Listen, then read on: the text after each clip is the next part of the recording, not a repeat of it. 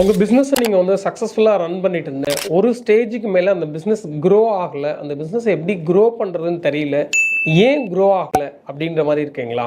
கண்டிப்பாக இந்த 3 விஷயம்தான் அந்த பிஸ்னஸை ஒரு ஸ்டேஜ்லேருந்து இன்னொரு ஸ்டேஜுக்கு க்ரோ ஆக விடாமல் பண்ணுற விஷயங்கள். அந்த 3 விஷயங்கள் என்ன அப்படின்னு பார்த்தீங்கன்னா, ஃபர்ஸ்ட் கம்ஃபர்ட் ஜோன்.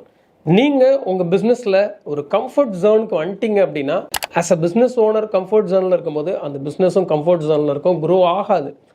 அப்போது அந்த பிஸ்னஸ் க்ரோ ஆகணும் அப்படின்னா நீங்கள் கம்ஃபர்ட் ஜோனை விட்டு வெளியில் வரணும். கம்ஃபர்ட் ஜோனை விட்டு வெளியில் வந்தோடனே உங்களுக்கு வந்து க்ரோத் வந்துருமான்னா கண்டிப்பாக வராது.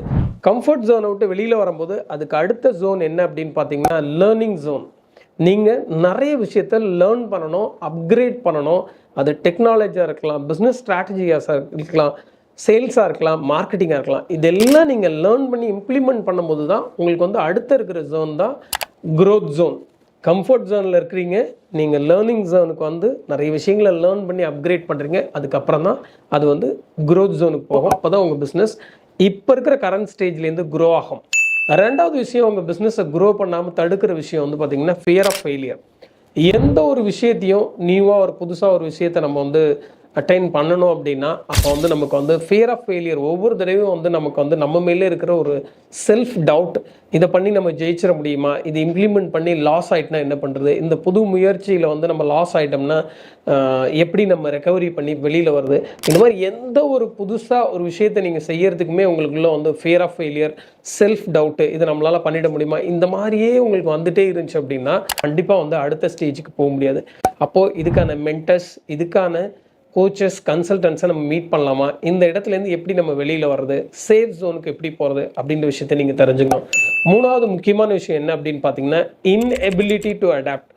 இன்னைக்கு இருக்கிற கரண்ட் ட்ரெண்டில் நீங்கள் ஒரு ட்ரெடிஷ்னல் பிஸ்னஸில் இருக்கலாம், நீங்கள் அந்த பிஸ்னஸ் மாடல்லேருந்து இன்னைக்கு இருக்கிற கரண்ட் பிஸ்னஸ் மாடலுக்கு நீங்கள் மாறணும் அப்படின்னா கண்டிப்பாக வந்து நிறைய விஷயங்களை நீங்கள் வந்து அடாப்ட் பண்ணணும். முன்னாடி வந்து நம்ம வந்து மேனுஃபேக்சரிங் இரால் இருந்தோம், சர்வீஸ் இரால் இருந்தோம், ஐடி இரால் இருந்தோம், இப்படிலாம் இருந்து இன்றைக்கி வந்து டிஜிட்டல் இரா, ஏஐ இரா, இந்த மாதிரி ஒரு இடத்துல இருக்கும்போது இன்றைக்கி காலகட்டத்துக்கு தகுந்த மாதிரி நம்ம வந்து டெக்னாலஜியை வந்து அடாப்ட் பண்ணணும், ஏஐ வந்து அடாப்ட் பண்ணணும். நிறைய விஷயங்கள் இன்றைக்கி வந்து ஒரு பிஸ்னஸ்க்கு வந்து ஒர்க்கிங் கேபிட்டல் எவ்வளோ இம்பார்ட்டண்ட்டோ அதை விட இம்பார்ட்டன்ட் சோஷியல் கேபிட்டல்.